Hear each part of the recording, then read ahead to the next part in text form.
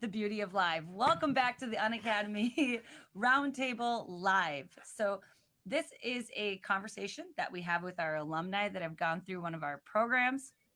It is a great opportunity to hear from small business owners around the state of Minnesota who are doing pretty cool things and they got something going on that's worth talking about. So, we listen to our alumni, we hear what's going on in everybody's businesses, and we try to kind of pick topics that are relevant to what we hear is going on today. So, today for this roundtable live, we have Donnie Schoenrock joining us from Jackson, Minnesota, owner of Cat's Hog Heaven and Cabin Coffee. Welcome, Donnie. Good morning. Thanks for having me. Absolutely. And Donnie's mobile this morning. So he's calling while on the go. Like any small business owner gets it, right? Entrepreneurs wear lots of hats. So true. So true. All right. Well, Donnie, as we get started this morning, again, thank you for joining us. I know that your time is valuable and that you are one busy dude. So, but before we get going, we met you in our business reinvention program back in 2021. Yeah. Gosh, it's been a long time ago now. Oh my It's been gosh. a few years. I mean, it's 2021? not that long. That's crazy. It Wow. is It kind of seems like it was crazy. like last month, but yeah, it was a while ago. Yep. And you went through with three other restaurant type businesses. You guys had an industry specific business reinvention. We did. And it was really cool to see kind of where some of them are. It's and just like where things have grown. I still follow other alumni too. Like for example, I just saw that the I don't remember her name offhand, of course, but the mobile bus like grocery market kind of niche thing. She got a storefront in Worthington, which was really cool. I believe or is working on a storefront or purchased one, so that's really cool. Joanne Arbach, she's up in is she in Pipestone? I think. Yep. Yeah. And I follow her a lot. She does a really good job social media wise, has a great business. She was my alumni. She was in my group. She's just awesome. Joanne kills it.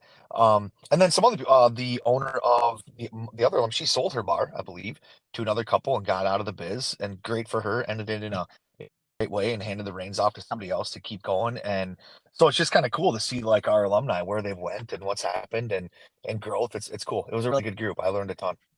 Yeah, and that's the beauty of this whole community, right? Like small business ownership can feel lonely, it can feel isolating. So when you get together with like-minded business owners and people that kind of get what you're going through, like that's where the magic happens. Like that's where this conversation comes up too. Like you're in it. So other people who listen on and listen in too, like you can relate to them in a way that other people might not be able to.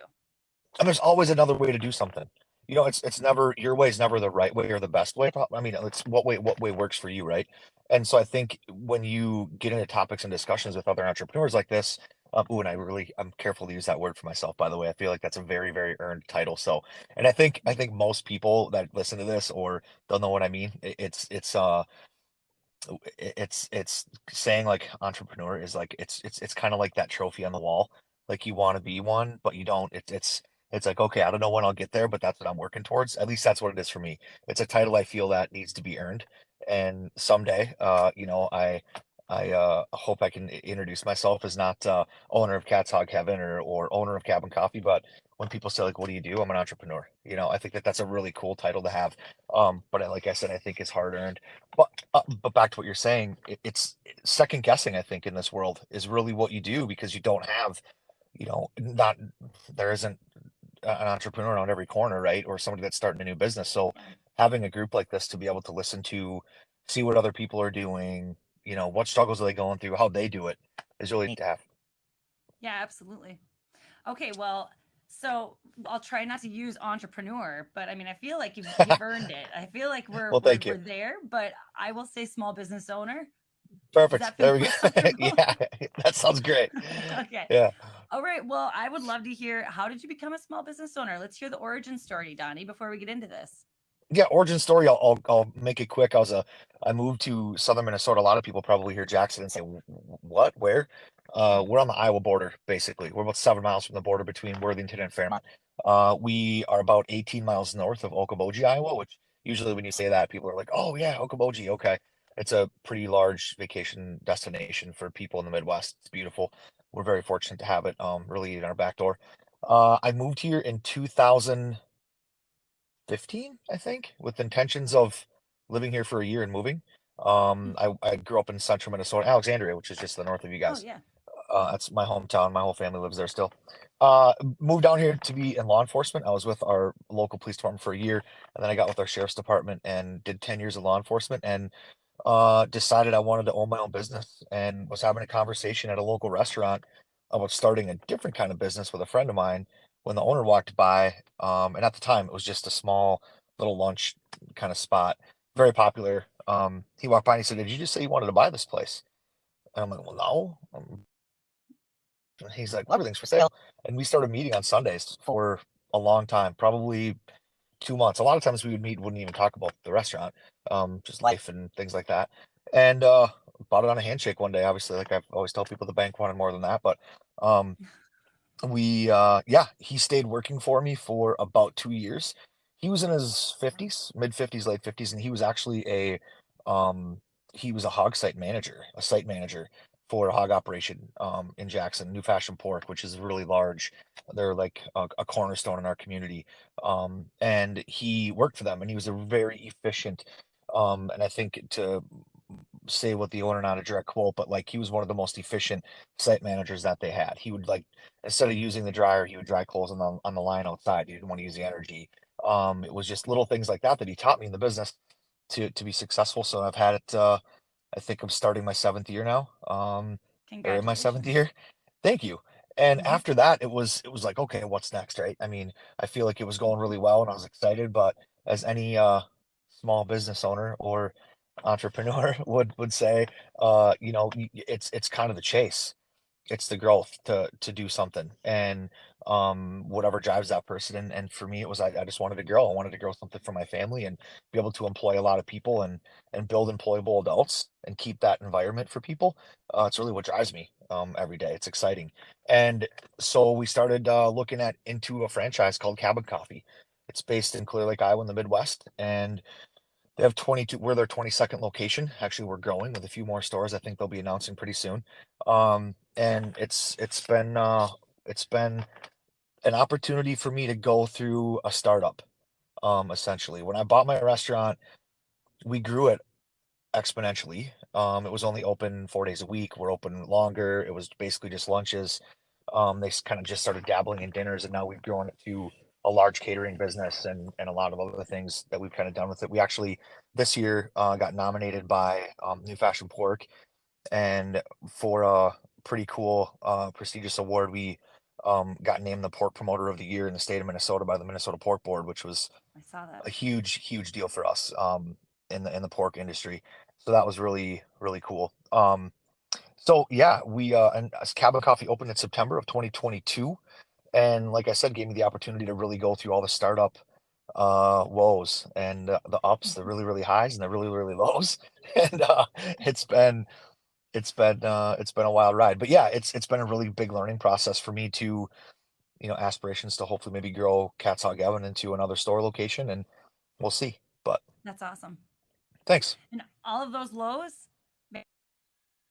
you're right. And like you Oh kind of man, they need it do. all to make the journey. You gotta learn Yeah, from the you do. lows and grow on the highs. So true. So true. Yeah. Well, Donnie, I like what you said that you love owning a business and you love building this team and kind of building a culture and growing the workforce in your community, right? And that's kind of one of the conversations that I'm hoping that we can have today, because we've been hearing from a lot of our alumni that it is challenging and you have to be intentional about building a team culture in your business, and also the challenge of having an age diverse workforce. So that's kind of where we're going into today. So I want to know, what kind of culture are you bringing to your business? What do you want to build? It's so I'm sure, well, I know, we've talked about this book during our training that we had, and it's Simon Sinek and Finding Your Why.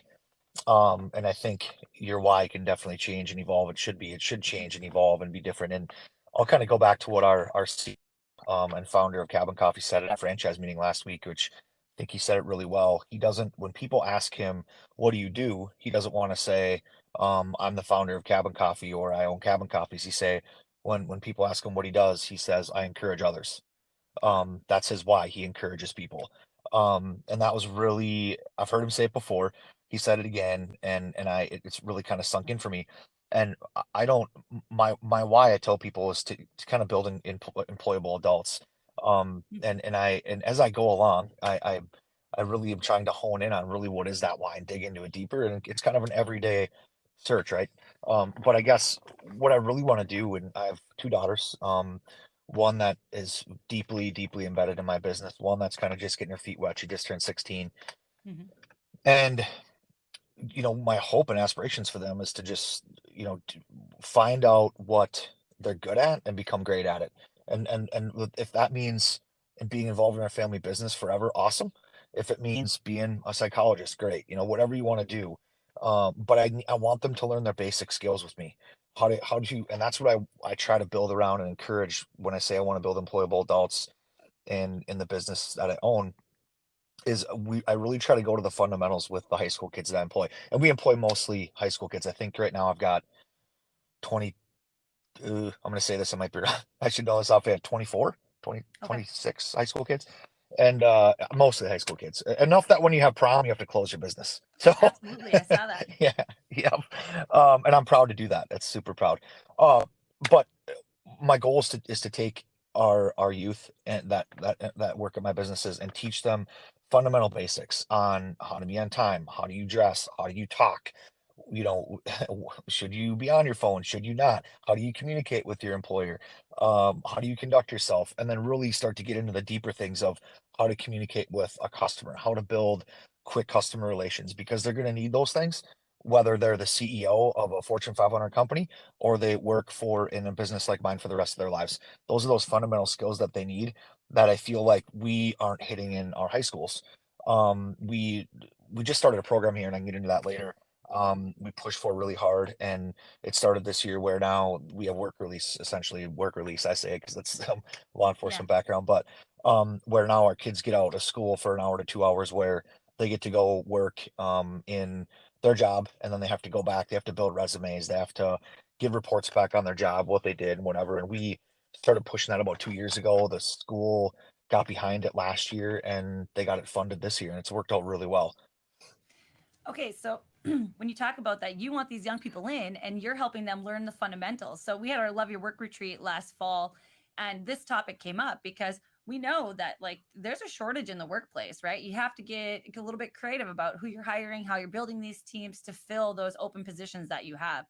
And we heard from a lot of our entrepreneurs, a lot of our business owners saying, it's so hard hiring young people. They don't know anything. We're their first job. Like the time investment that it takes, it's so intensive. It's so much. How would you counter that? Man, okay, that's I think the biggest misconception about hiring high school kids. Um, and that's why I think we overlook this workforce and don't tap into it how we should be. Um, so one in a small business, the biggest thing that we have to worry about is profit, right? Essentially, I mean, because if we don't turn a profit, we are not going to be here. Okay, You're absolutely but right. that given all these other things that we do turn into making a profit, building a culture, how are we relating to customer service, like all these things, right? Providing a good product. And I think when it comes down to high school kids, if you pour into them and give them the opportunity, they can be some of the most passionate employees that you can have in your business that you will see. You bring somebody in my age, right, into a business like I have, and it's kind of the old adage, it's hard to teach an old dog new tricks, right? I mean, you can culturally you can, but I've found that high school kids they just want to soak things up. They want to feel like they're part of something. They want to feel like they have the ability, because I think today with social media and how things are, the world has become so small to them and they don't feel a part of anything, and they didn't help anything grow. They're not in the backyard building forts like they used to. They're not, going down to the lake and putting a boat in the water and going fishing by themselves. It's I mean, I think we have to let them be part of something. Let them be part of something where they feel like, wow, I have an input here. People care what I say. Wow. And if we can allow that to happen, and is it difficult? Yeah, it's hard, but it's the product that you get at the end that's worth it. And I think in some of the kids that I've got, I mean, And once you build that culture, these kids, they're like my family.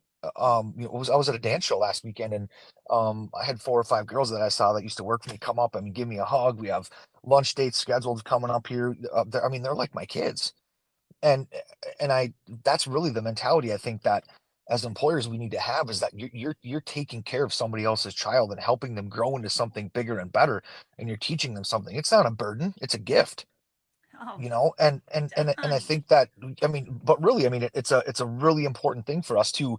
These are the kids that are going to take care of us when we get older.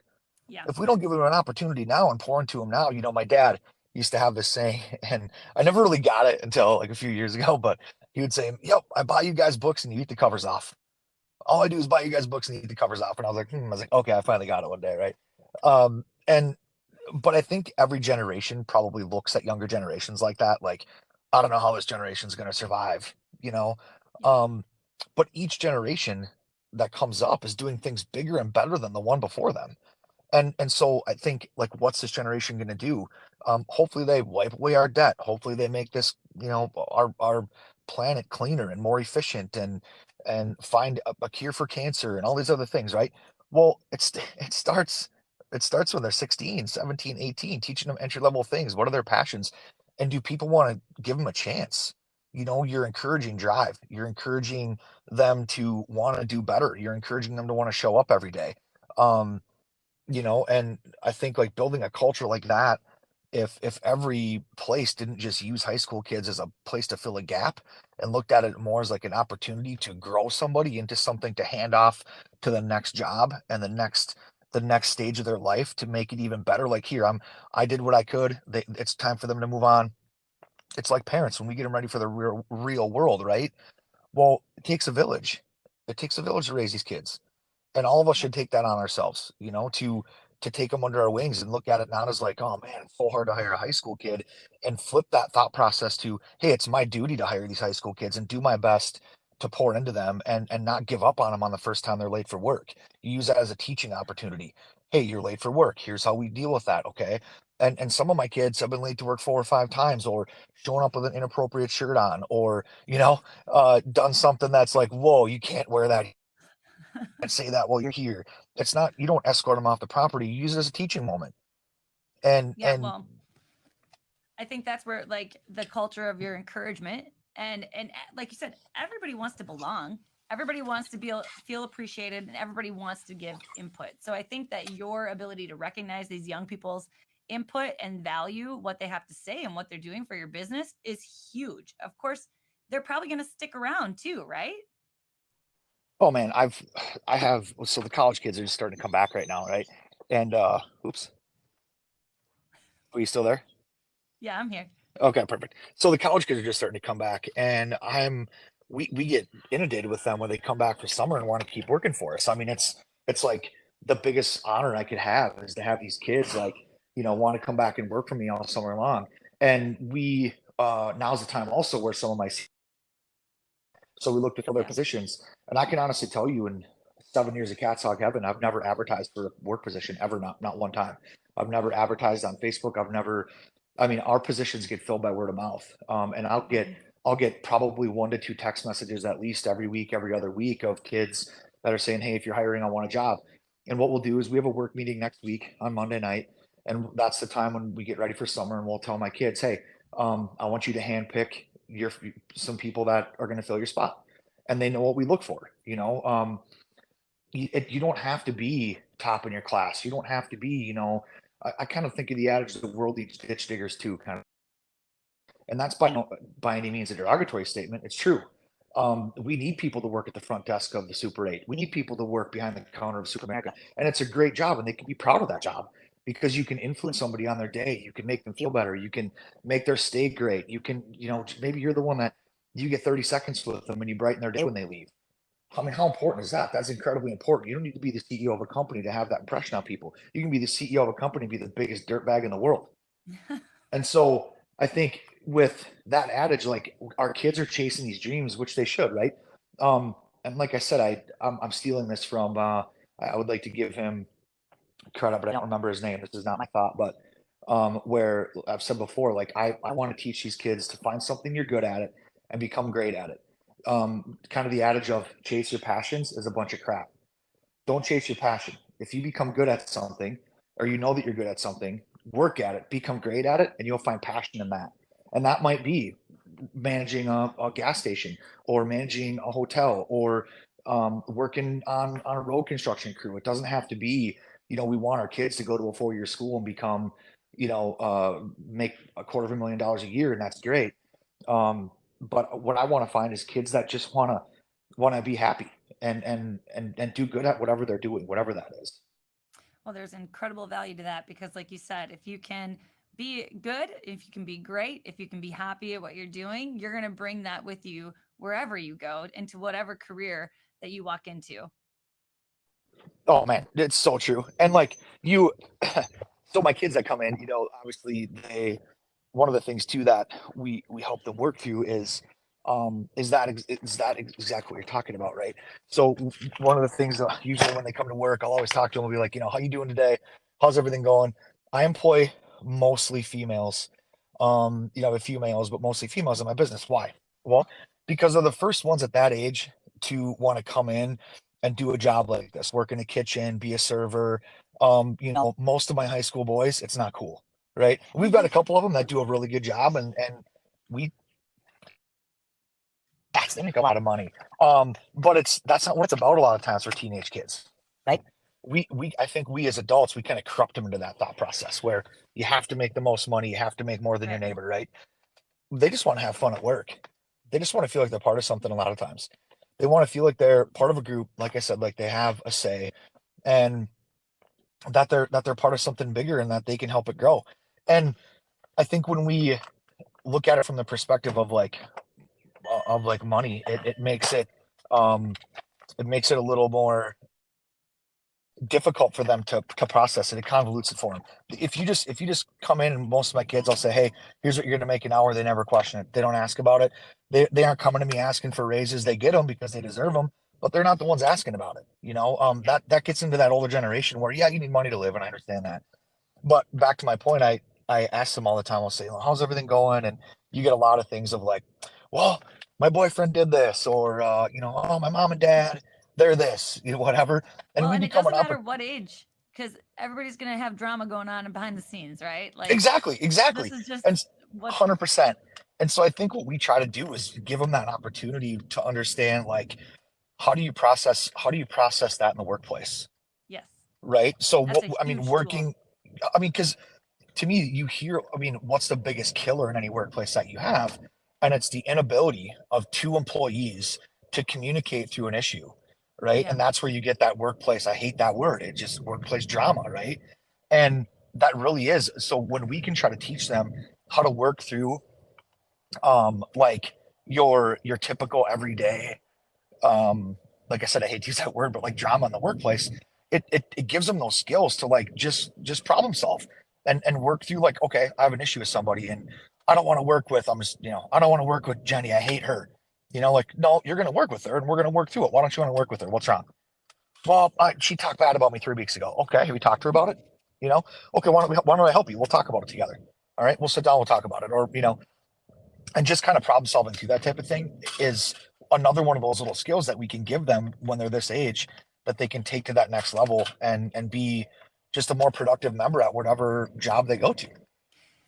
So it's very evident to me when I'm hearing you speak about all of this. Like, you're building a culture of encouragement, and you're building a culture of appreciation, and you recognize your employees, you recognize them, and you see what they're doing for your business, which is, I mean, you make them feel valued. So what do you do? Like, what's the and it doesn't have to be day to day, but what are you doing that you're helping these employees feel so valued in your business? I mean, the biggest thing is making them feel like they're a part of it. And I think, and I'm not saying any and all and everything, but just in my experience through where I've either worked and or seen as a consumer, a lot of our high school kids in these entry level job positions get treated like a tool, right? Hmm. They're filling a position, they have an expectation, meet the expectations, get the job done, go home. They're not considered a part of the whole building itself. right? Yeah. They're not considered a part of the team. If I'm going to change something in the restaurant, my high school kids are some of the first kids I go to. What do you think? I want your opinion. Your opinion matters to me. And their opinion might be like, oh, okay, that's okay. I changed my mind. Give them the ability to feel like they're a part of something bigger than they are and that they have a say. That's first and foremost what they need. Hmm. And here's what I think, like, we get so busy today, right? I mean, most of my kids are multi-sport athletes. They're involved in a lot of things. Um, they're in after school activities. They have expectations at home. They're trying to work and make money. And one of the things that I think we lose as parents is to really, really tell them, hey, I'm really proud of you. Good job. I know you have a lot on your plate. I know you're really busy. And our expectations of you now are to manage all these things, plus the stress of social media, which honestly really stresses them out. And all these things that you have, like, I'm really proud of you. And that's one of the things I really try to take a moment to do is, like, whether it's a quick text in the morning or a text to the whole group of saying, like, hey, like, I love you guys. Like, you're a part of my family. I'll do anything for you. I want them to know they can approach me at any time. They can ask me anything that they need, and really be they're a part of, not just, it's not work. It's not any, it's so much bigger than that. It's a family. And I think when you can give them that, they want to be part of it. They thirst for it. It's like they want to come to work. When shifts come up, one just came up last night in our little texting group, and it gets covered almost immediately. That doesn't happen every single time, especially if it's like a sporting event. But in most cases, everybody, they love showing up to work. They love the environment. Um, and I think just giving them that, just not just the encouragement every day, but just letting them know that they're loved and appreciated, and even at their worst, right? And meaning, like, bad day, making some mistakes, maybe they come in with a bad attitude, and those are the points where it's so easy to get on them Yeah. and be like, you know what, this is the third time you've been late. I'm sick and tired of it. No, it's those point in times you need to say, like, hey, listen, you know what, you're loved and valued here, and we're appreciated. You know what? You know that you can do better. I don't need to talk to you about it. So tomorrow's a new day. All right, let's wipe the slate clean. Let's get after tomorrow. I believe in you, and I'll be here waiting for you. You know, and then to just try to make sure that we're digging into the bigger picture, right? I think a lot of our employers, there's a package in Wisconsin, and I can't. He's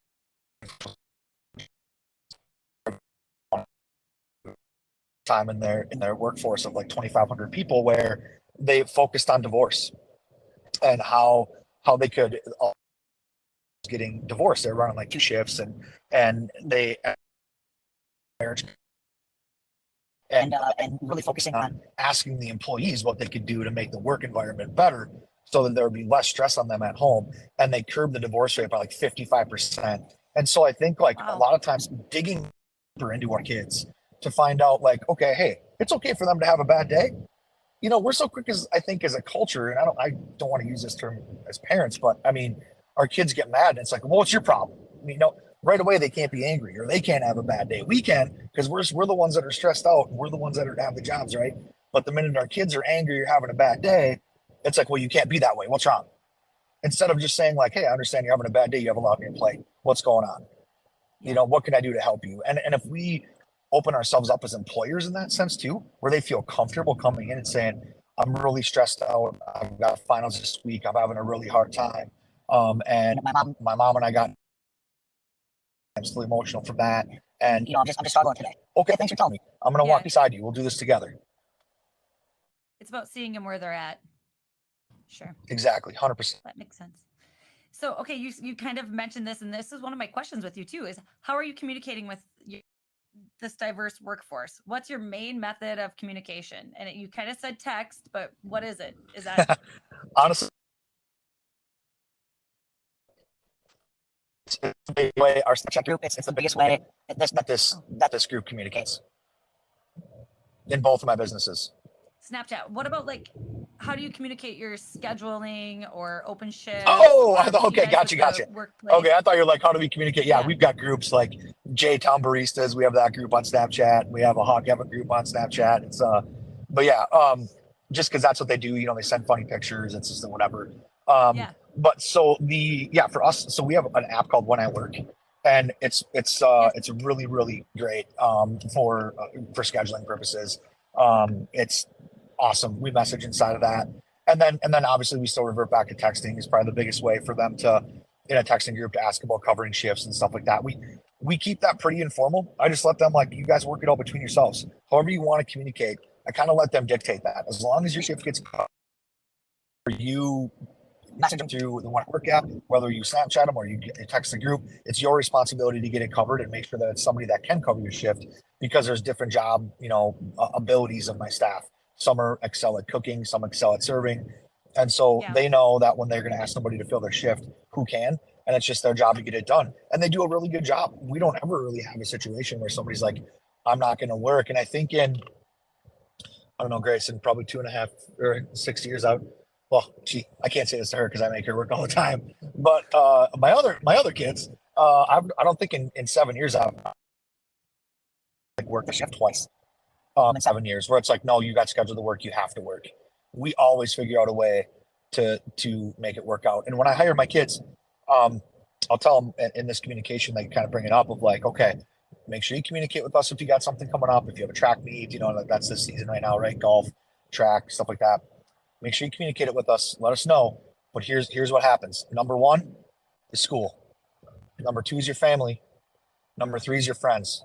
And then number four is how I want your hierarchy to be with us. Like I don't expect us to be number one, but on occasion, I need you to bump me up that chart, right? Sometimes we need to be above your friends, and sometimes we need to be, above a cousin's birthday party that you maybe don't need to go to, and bump us up that list. But I want you to keep that in right now. School's most important, and your activities that go along with it, your family, your friends, and then us. And as long as they know that, hey, okay, like I don't expect us to be like your number one all the time. They respect that, and I found that Yeah, and so like you said, so having that hierarchy or recognizing their priorities and what's important, in their scheduling. It, so one, that's going to also assist the parents and like promoting them and supporting them and doing their work because you're recognizing that they have a family schedule. You're recognizing that they have other commitments. Like that makes it easy to work with, but also just from your appreciation and the team culture that you're building, you're making it so they want to step up for you too.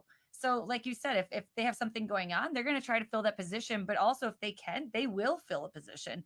And I remember that being younger and working that it was always hard to get people to fill a position if you had it open because nobody wanted to take the extra shift, but it wasn't a team atmosphere. And when I owned the retail location, I was always like, that was how we tried to build our culture too. And I was always so amazed how these young people would totally step in, like, oh, if you can't do it, I'll take it. It's no problem. I can have that. And they would work it out, and it was like, this is really cool. So I think the way that you're building your culture makes them also, they want to give back to your business that you're building too, and they want to step up, you know? absolutely, and they want to be part of something successful. Yeah. I mean, like our Cat's on Kevin, I'm going to venture to say is a very well respected restaurant in the area. We're very highly rated. We make our mistakes like anybody, but I mean, I think we hear really good things, and they're proud of it because they help Hmm. grow it. Yeah. And whether they worked for me 5 years ago or actually one of the first high school kids she's two of them actually, they're best friends. One of them's a PA and she's seeing patients. She's in town. I saw her at the stand show and we talked about that. And then her best friends at the time is having her wedding shower at my coffee shop next weekend. And Awesome. it's they got to be part of this from day one. And so Yeah. I think that culture, you're right. Let them be part, let them step up and be part of something is huge. Absolutely. So Donnie, in speaking about that, another topic that we hear a lot from our small business owners, finding a work-life balance is really tricky and it's really tough. And I don't know if it actually really truly exists in the way that we think it does out in this big dreamland. But I think like in looking at your social media and even having your daughter being your chauffeur today, like it seems to me that you've gotten your kids kind of involved in your business, that they're walking along with you in this process. So why how did that come about? Does it work? And why do you think it's important? Yeah, that's the $1 million question, right? It is. I think so. Having her be a part of my business, I actually sent. I don't even know. I might be emotional about this actually. If so, I'm like, we're flying on an airplane yesterday, and was the coolest thing. My kid is talking to this like 75-year-old lady next to me. And I don't, did you see me videotaping? Oh, she said, yeah. I didn't send it to you because I didn't want you to know I took it. But of course, I'm a dad, so I don't. Oh, you were? Okay. She's like, I was smiling at the camera, Dad. I didn't even see that. I'm not a very discreet filmer, apparently. But we're on the plane, and she's telling this like 75-year-old lady next to us all about our business and the restaurant and what we do and that we serve pork. And the lady's like, oh, what kind of pork restaurant? And to hear her talk about it the way that she did made me so proud. Like I said, I'm really emotional about this, but it's I don't care if she ever comes back and wants to run a business. She's actually going to go to school this year for marketing and entrepreneurial studies. Um, and she said, maybe I'm going to start my own Cats Out Gavin Dad. If she does, that's great. If she finds another business, awesome. But it's been really, really, really enjoyable to watch her grow. And I mean, she can run this place. I mean, you know, she does everything for me from dropping off deposits. I mean, she doesn't even know this, but she's got to go to my accountant today. I'll tell her about that after the phone call. She does a lot for me, picking up shifts. I mean, and I've told her like, hey, this is the family business. This is not Donnie's business, or it's a family business that you're a part of. It's because it's part of the family. It's what puts food on our table and shoes on your feet. And so it's kind of like a chore, right? I mean, if you have to go rake the yard, you have to go work at the restaurant. That's just what it is. And I tried to make it that. It's not a job. It's a family event that we all take part of. Just like when you make your bed and you get up in the morning, you help do laundry, or you help go scoop the driveway in the wintertime. That I think we've really lost sight of with our kids these days is that's what this is. But she gets paid for it, and she gets paid really well. She makes great money, but that's not what it's. Again, these kids this age, they like to spend it, but they don't really have a concept of it. Honestly, paper money too. We'll save that conversation for another day. But Yeah. it's it's been to have her involved in it. I think the best advice I could give somebody would be you really need to pay attention to is it the right fit for you and your kid, right? I mean, for her and I mean, we get along like best friends, but we can fight like the best of them too, right? And I think that's what makes family is being able to get through an argument, figure it out, work through it, problem solve through it, move on. Um, Grace will do anything I ask her to do at the drop of a hat. She might give me some feedback about it, but she gets it done, and she's a go getter. My youngest kid, totally opposite of Grace, very eccentric. I don't know if she'll ever really work in my business. I don't know if that'll be for her. That's yet to be found. And so I think it's something that you have to kind of finesse and not force, right? I mean, I That's told good Grace, okay, advice. this is part of our family thing, Mhm. but if it wasn't a best option for you, then I'm going to take like that responsibility I hit on earlier and pass that off to someone else that I trust in our Yeah. community that I know has that same thought process. And maybe you need to go grow as an employee with them first. Understand what it's like to work for somebody else. Understand what it's like to have a paying job and what those responsibilities are, Hmm. and kind of at another place in the village, for lack of better terms.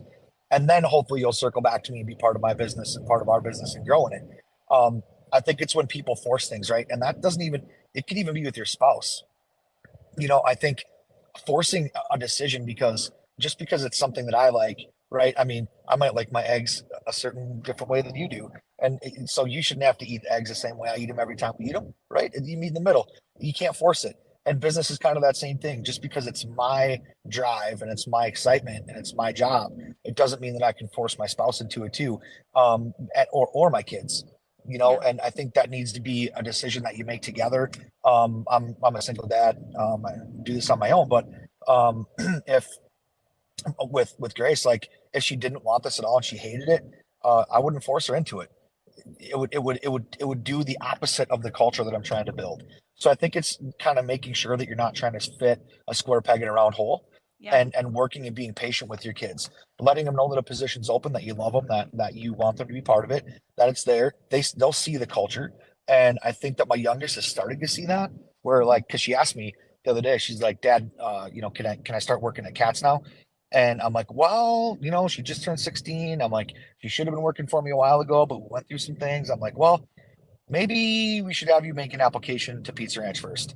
I know Greg down there, great dude.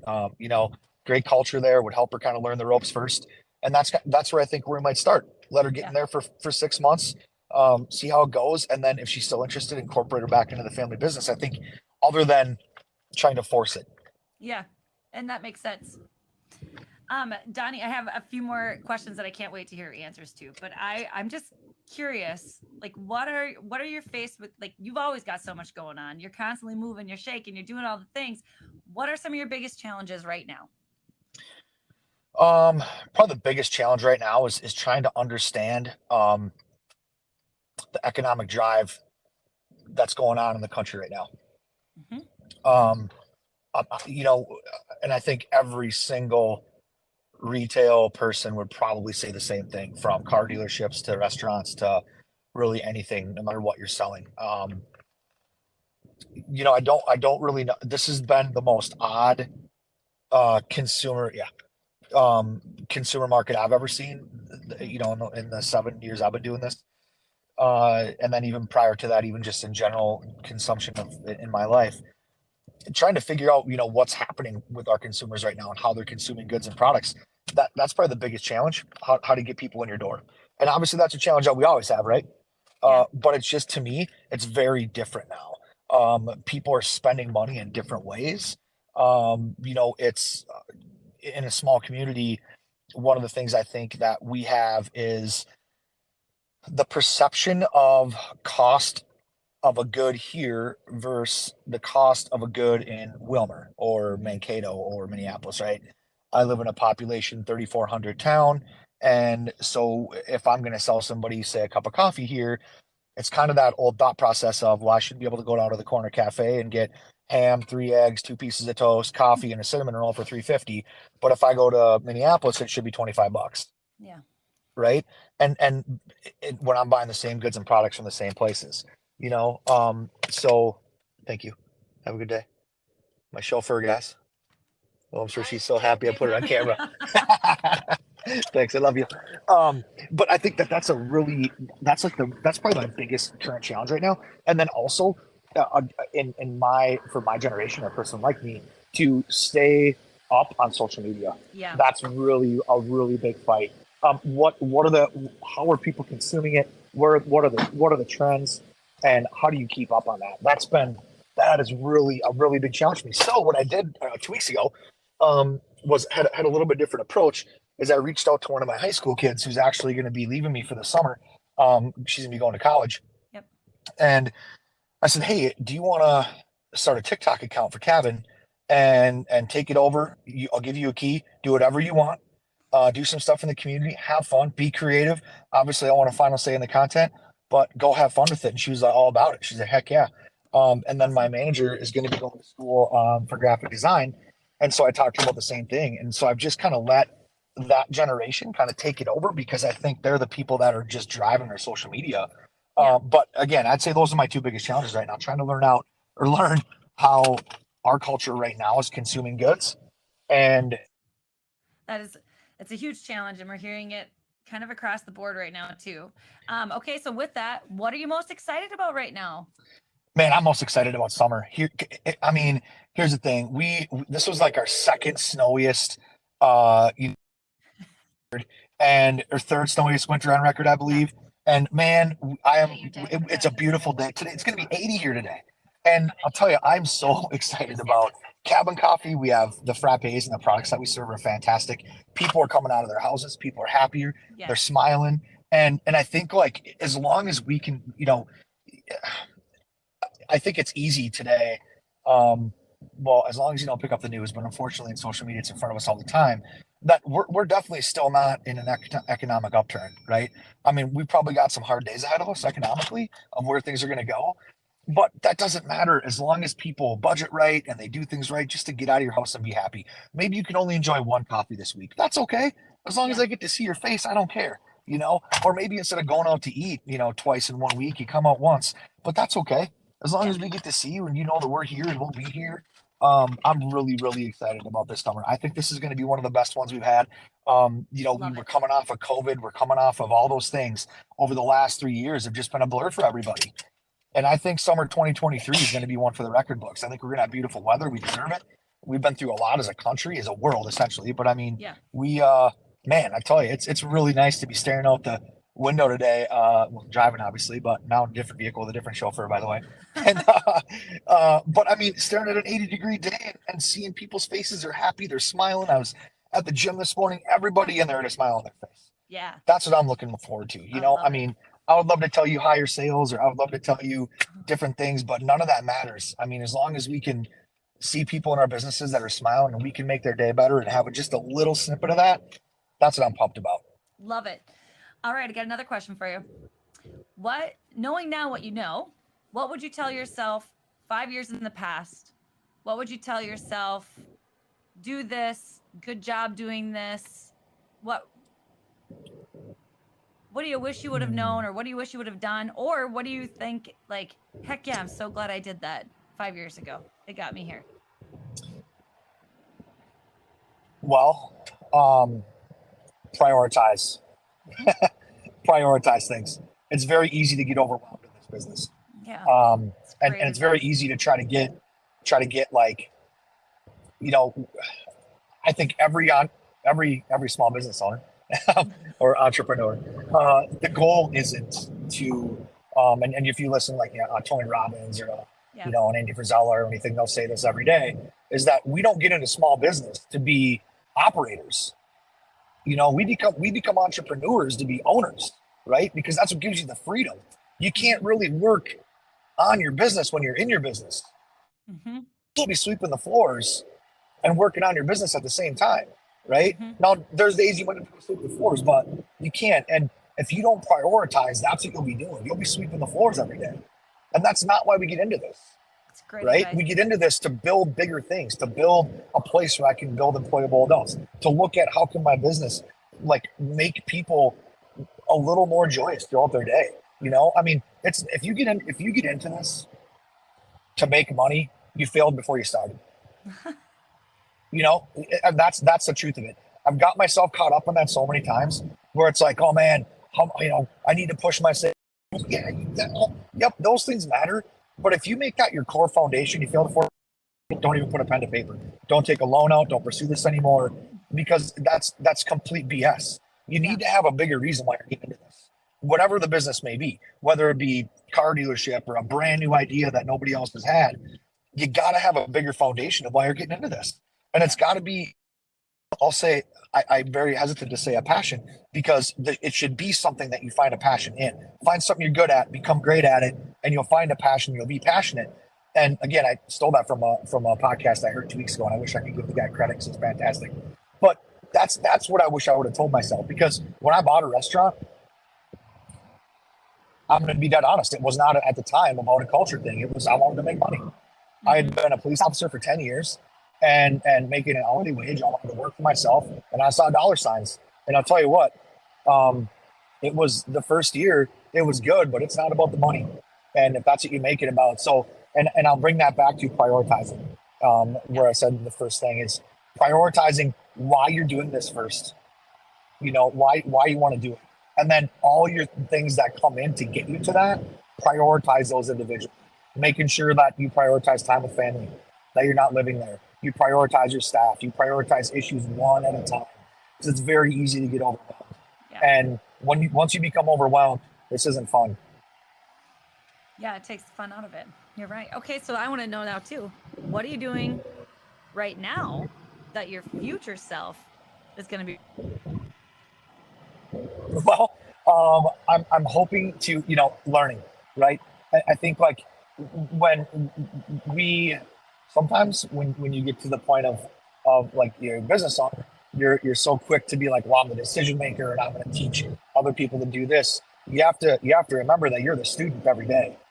And right, I mean, you have to be the pupil at all times. Like you have to be open-minded and learning all the time. You have to stop. And so for me, like I really look at this as what am I taking in? So like Cabot Coffee, for example, I'm really looking at what are their procedures? How do they do things? What are they doing? Where can I take a procedural basis from what they're doing? Because they obviously do it very well, and apply that to Cat Talk Heaven, and hopefully take that where I can build another Cat Talk Heaven in the future, or a second or a third, and grow what I have going. And so it's very difficult to I guess when you look at it from, I have to run the current business that I have today, which is what we have to do, right? We have to run them, we have to operate them, and we have to be owners. But you need to look at tomorrow too. And what are you learning today that you can implement tomorrow? So God says, like, don't, I give you enough to worry about today. You don't have to worry about tomorrow. You have plenty enough to worry about today. So just get through it. So I don't necessarily worry about tomorrow, but I also look at, okay, here's where I want to get to. So what am I learning today that I can apply to that? So hopefully my future self would be proud to look back and say, like, I take every opportunity, whether it's a success or a failure, to really break it down analytically and look at how can I apply this tomorrow to be better and grow what I have one step at a time. Awesome. I think that's great. And also, like, that's a really big part and a really hard thing to do in small business ownership, because like you're saying, you actually have to take the time out to look at your systems and to get these things into place, and you have to think about the future. And sometimes we get so wrapped up in the day-to-day and everything that we're doing. Like you said, you're working in your business, not on your business, but it's so important for the health of your future self, the health of your future business, to be able to do that now. So that's excellent. I love it. Absolutely. And none of us got into this to fail, right? And so failure is not an option.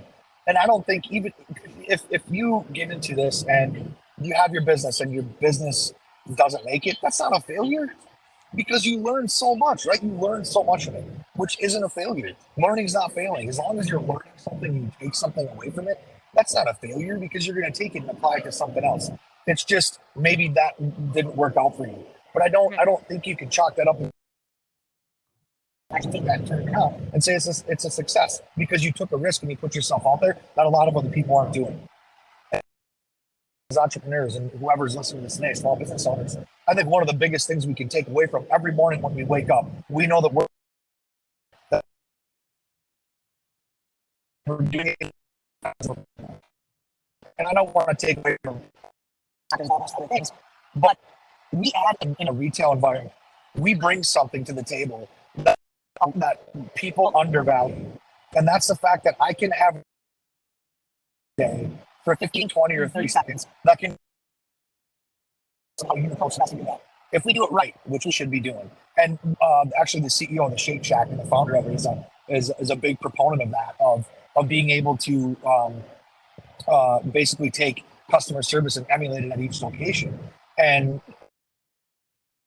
that's a big thing I think that we as entrepreneurs, that we literally are out here literally trying to change people's lives, and we take a risk and we put our families at risk, we put our monetary value at risk every day, and that's something to be proud of every single day. Yes. Awesome. Oh, Donnie, before we sign off, this whole thing was full of advice and great information, and it's inspiring and it's motivating. It's what makes you so great. Like, I get it. I get why your team feels appreciated and a part of what you're doing, because the energy and it's awesome. But when we're signing off today and we're going to leave, entrepreneur might be looking at starting a business. Maybe it's a young person, maybe it's not, maybe it's somebody who just went into retirement. But what is your advice to a future small business owner? Man, if you want to do it, don't accept no for an answer. Boom. I mean, that's it. You'll have so many people tell you no. You'll have so many people, your cousin and your brother and your mom and your dad might be, this is the dumbest idea I've ever heard. Listen to them. Take that information in. But if you still want to do it, if it's something you think you're good at and you're going to be great at it, screw it. Don't take no for an answer and go do it. Because I'll tell you, in Cabin Coffee, Cat's Hog Heaven, I couldn't tell you how many people were like, don't do it. Don't do this. It's a bad idea. It's too much. You're taking on too much. I've heard that so many times in my life. And I'm not saying I always made the right decision. But man, if you want to do it, don't take no for an answer. And that means from your lenders. That means from investors. That means from whoever you're pitching your business plan to. Find a way to get them to say yes to you. And if they don't, then they're not that person that you need to do business with. Don't take no for an answer. I love it. Donnie, per usual, this was fantastic. I appreciate time and I appreciate what you are doing for your community, for your team, for everything. Please keep up the good work. We need you. We need Donnies. Well, thank you so much. And I really appreciate you guys creating a platform for us. We follow you. We watch. I mean, I see the things that you guys put out. I follow you. It's inspirational. It's like you said, sometimes you feel alone. And when you can see a quick post throughout the day or a podcast like this you can jump into and listen to that small world of us can relate to. Thanks for providing it. And thanks for doing it. Because really, it is a lonely environment sometimes. And so I really appreciate what you guys are doing. This is awesome. Happy to do it. Thanks for letting us. Yeah, I appreciate it. All right. Well, good luck with your day. I hope that you create positive change and have good interactions and enjoy the weather. Thank you. You too. You got it.